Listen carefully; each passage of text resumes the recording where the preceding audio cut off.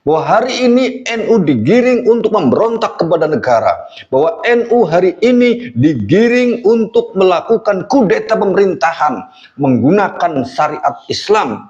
Kita lihat bahwa Miftahul Akhyar memberikan pidato-pidatonya itu di depan presiden. Hanya saja presidennya nggak sadar barangkali. Presiden Soekarno adalah waliul amri ad-daruri bisyauq. Presiden katakanlah wali amri ini ad-daruri, tapi yang darurat. Pak Karno salah satu contoh waliul amri ad-daruri bisyauq. Kalaulah Pak Karno sudah mendapatkan gelar waliul amri ad-daruri bisyauq, lalu bagaimana selanjutnya dan sampai sekarang? Apakah bukan ad-darur min Presiden Soekarno? Wa malam yahkum bima anzalallah faulaika humul kafirun. Barang siapa yang tidak menghukum dengan apa yang diturunkan oleh Allah, maka mereka adalah orang-orang kafir. Jadi bagaimana cara kita memperlakukan demokrasi yang ada? Ya kita harus perlakukan kalau demokrasi ini bukan sistem Islam. Nah bagaimana memperlakukan sesuatu yang bukan dari Islam? Ya kita tolak. Artinya paling tidak semua itu waliul amri ad-daruri semua. Anehnya kenapa hal-hal yang darurat kok diingoni? Padahal istilah darurat harus dihilangkan. Ad-darar yuzal. Tapi ini diingoni sampai sekarang. Dan TV Al-Waha Hot Inspiration. Assalamualaikum warahmatullahi wabarakatuh. Sedulur TV Al-Waha dimanapun Anda berada, dari kawasan sejuk Beniwah Kerajaan Kecamatan Bojong Kabupaten Tegal Jawa Tengah, inilah channel TV Al-Waha Hot Inspiration. Masih tetap kembali bersama saya Bahril Ulum dalam segmen acara Sorotan Bahril, menyorot dengan hati, membahas dengan teliti.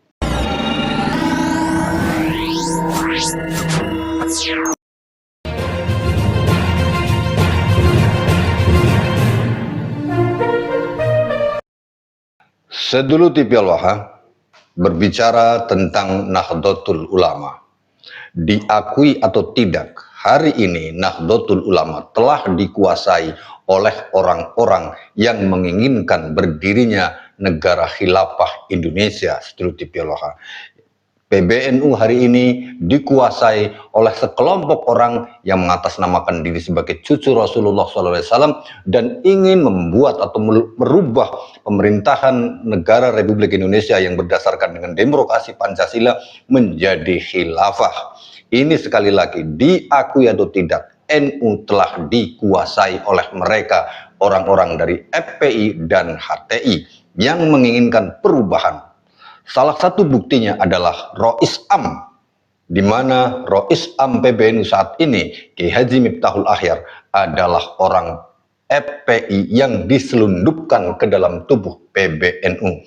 Beliau mengatakan bahwa pemerintahan Republik Indonesia ini tidak sah secara hukum Islam karena dianggap Presiden Republik Indonesia dari Soekarno sampai hari ini dianggap sebagai pemerintahan darurat. Sedulur TV Al-Waha, kita akan mendengarkan narasi yang cukup panjang tentang bagaimana Miftahul Akhyar menganggap bahwa hari ini pemerintahan Republik Indonesia adalah dengan seorang pemimpin presiden darurat. Sementara Miftahul Akhyar tidak melihat sejarah bahwa memang benar pemerintahan Republik Indonesia itu pernah menjadi pemerintahan darurat, tetapi bukan presiden darurat karena tidak berdasarkan hukum Islam.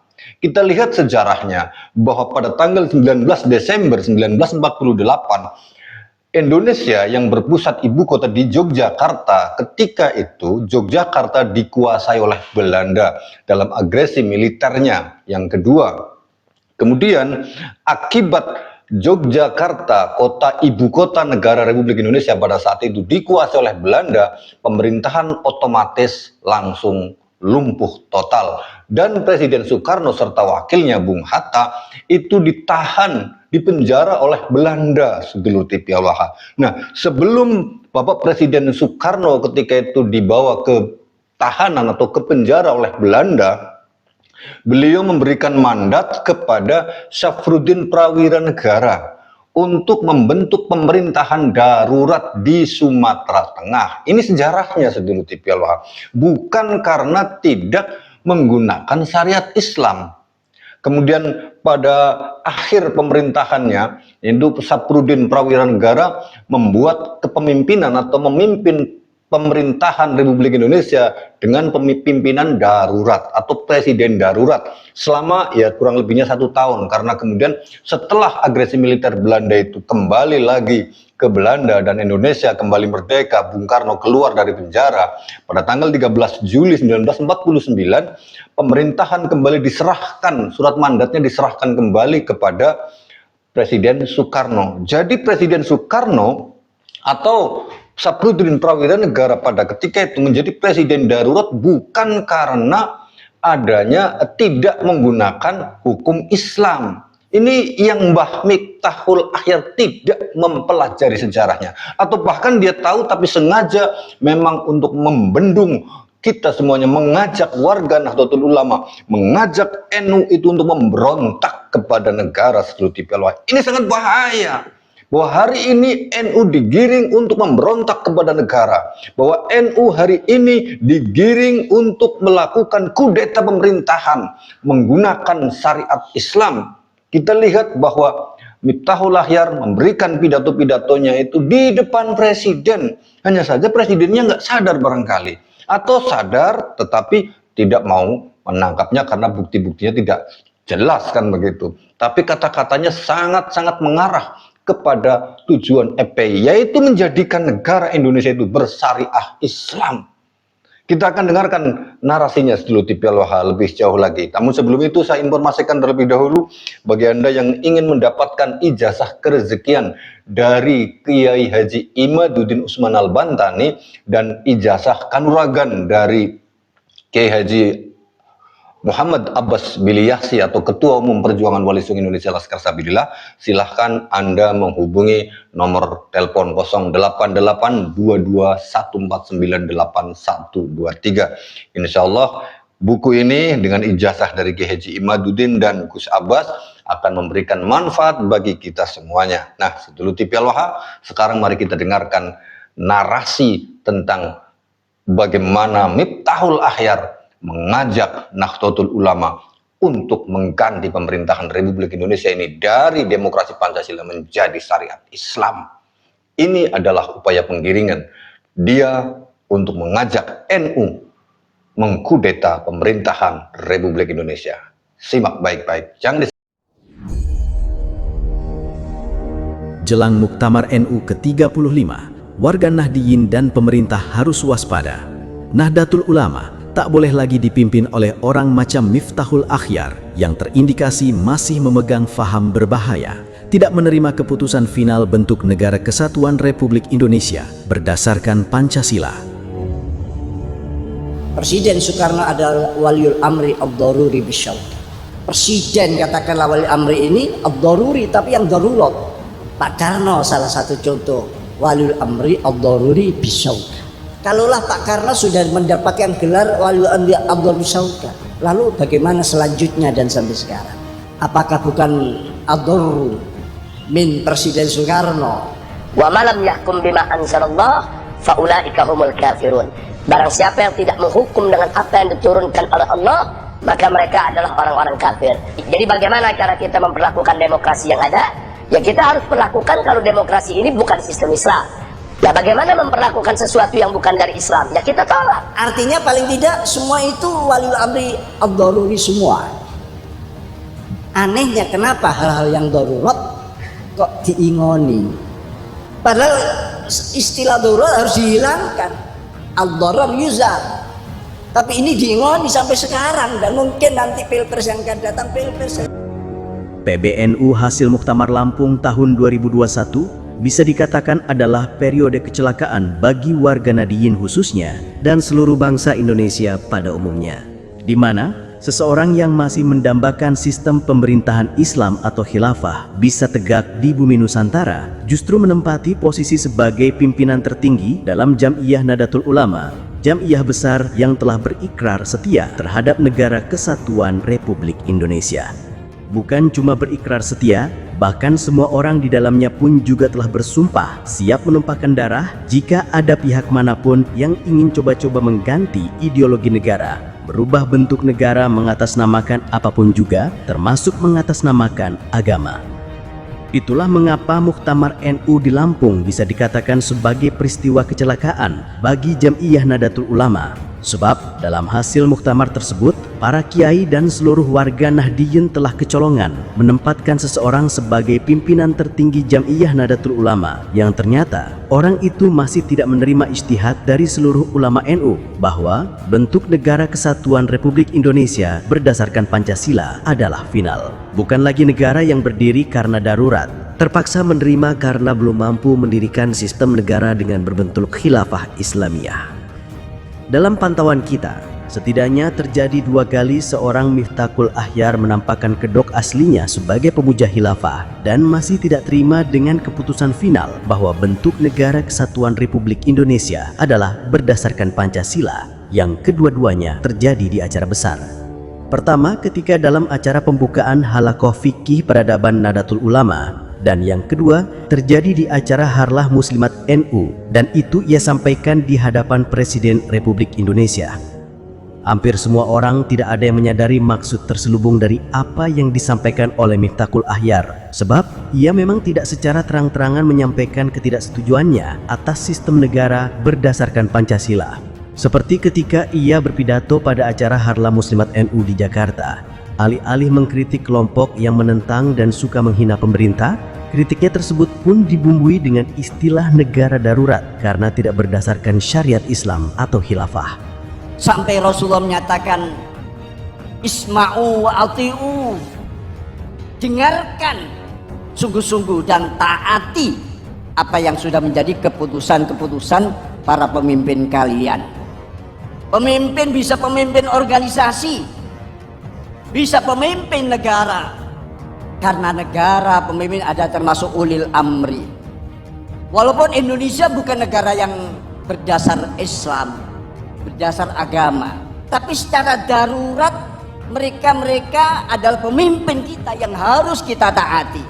Oleh karena itu, barang siapa yang memuliakan para pemimpin dalam segala lapisan, maka Allah akan memuliakannya.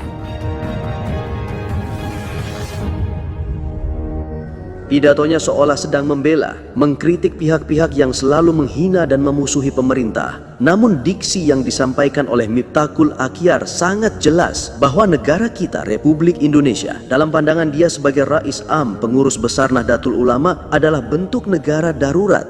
Arti darurat di sini adalah negara yang terpaksa diterima keberadaannya karena umat Islam dinilai belum mampu mendirikan negara berdasarkan syariat Islam atau khilafah. Yang mana pemikiran Miftahul Akhyar ini ada kemiripan dengan Imam Jumbo Rizik Syihab, di mana sewaktu-waktu jika umat Islam dinilai sudah mampu untuk mendirikan sistem pemerintahan khilafah, maka negara kesatuan Republik Indonesia berdasarkan Pancasila bisa digantikan oleh mereka.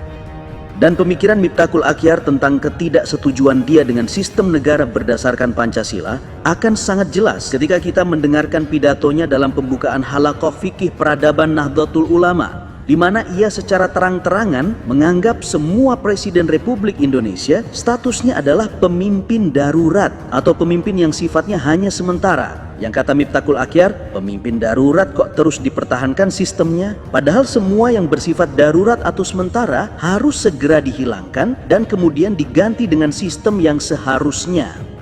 Ternyata dan terbukti bahwa Wahab dengan lantang menyatakan bahwa Presiden Soekarno adalah waliul amri ad-daruri bisyauka. Presiden katakanlah wali amri ini ad-daruri, tapi yang darurat. Pak Karno salah satu contoh waliul amri ad-daruri bisyauka. Kalaulah Pak Karno sudah mendapatkan gelar waliul amri ad-daruri bisyauka, lalu bagaimana selanjutnya dan sampai sekarang? Apakah bukan ad-daruri min Presiden Soekarno? Kalau dari segi kecakapannya kan beliau sudah diakui oleh dunia. Ke bawah ini apa? Artinya paling tidak semua itu waliul amri ad-daruri semua. Anehnya kenapa hal-hal yang darurat kok diingoni? Padahal istilah darurat harus dihilangkan. Ad-darar yuzal. Tapi ini diingoni sampai sekarang, dan mungkin nanti pilpres yang akan datang, pilpres sebenarnya masih tidak beranjak daripada sebutan walil amri ad-daruri bisyaukah.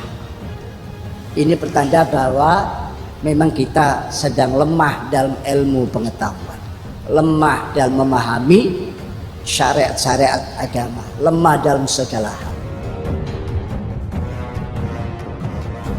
Lemahnya umat Islam yang menurut Miftahul Akhyar menjadi penyebab umat Islam terus membiarkan dan memelihara sistem negara serta pemerintahan darurat menjadi bukti nyata bahwa seorang Miftahul Akhyar tidak bisa menerima negara kesatuan Republik Indonesia berdasarkan Pancasila dan masih bermimpi mendirikan negara Islam atau khilafah. Yang ini semua jelas bertentangan dengan keputusan para kiai dan seluruh warga Nahdlatul Ulama yang telah menerima secara final bahwa bentuk dan ideologi negara adalah berdasarkan Pancasila dan Undang-Undang Dasar 1945.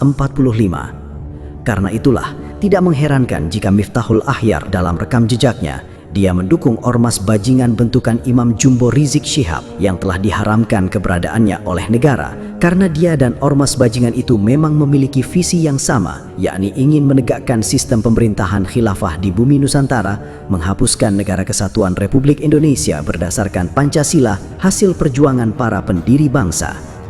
Rekam jejak Miftahul Akhyar yang sudah terang benderang tidak bisa menerima negara kesatuan Republik Indonesia berdasarkan Pancasila dan masih bermimpi untuk mendirikan negara Islam atau khilafah, tidakkah menjadi pukulan telak bagi para kiai sepuh yang dahulu memilih Miftahul Akhyar sebagai Rais Am Pengurus Besar Nahdlatul Ulama yang sekarang sudah mulai terlihat watak aslinya, membuat berbagai kekisruhan yang berakibat terkoyaknya marwah Jam'iyah Nahdlatul Ulama. Posisi Rais Am yang dalam tradisi NU adalah posisi sakral, dihinakan oleh Miftahul Akhyar dengan dikempatkan sebagai jongos Baklawi Yaman, sehingga warga Nahdiyin akar rumput pun tidak segan menghujat Rais Amnya. Satu hal yang tidak pernah terjadi sepanjang sejarah berdirinya Nahdlatul Ulama. Karena itulah, agenda Muktamar NU ke-35 yang akan segera digelar, diharapkan para kiai sepuh anggota Ahwa tidak lagi memilih Miftahul Akhyar sebagai pimpinan tertinggi Jam'iyah jika tidak ingin melihat NU di masa mendatang semakin hancur marwahnya karena dipimpin oleh manusia yang sejatinya sangat tidak layak memimpin Jam'iyah Besar Nahdlatul Ulama, salah satu benteng terkuat dalam menjaga negara kesatuan Republik Indonesia.